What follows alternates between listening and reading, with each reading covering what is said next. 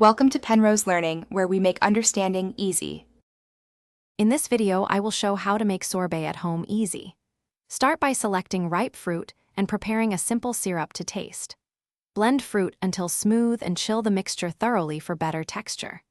Use lemon or lime juice to balance sweetness, then churn in an ice cream maker or use the manual freeze and scrape method to create delicate, icy crystals and a bright, refreshing sorbet you can serve immediately. In this segment, I will explain simple ingredient ratios and tools needed. Use roughly 2 cups fruit, 3/4 cup sugar, and a splash of water to form a balanced base. Brighten flavors with 1 tablespoon lemon juice and adjust sweetness after chilling.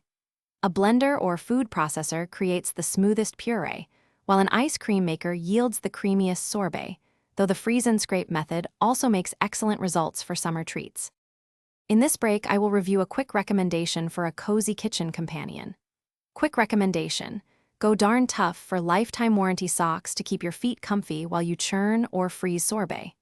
Their durable fit and lifetime guarantee make them perfect for long kitchen sessions.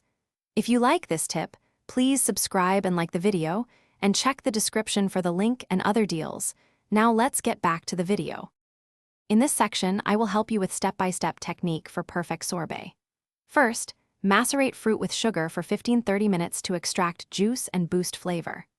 Blend until fully smooth, then chill at least 2 hours so the mixture freezes evenly.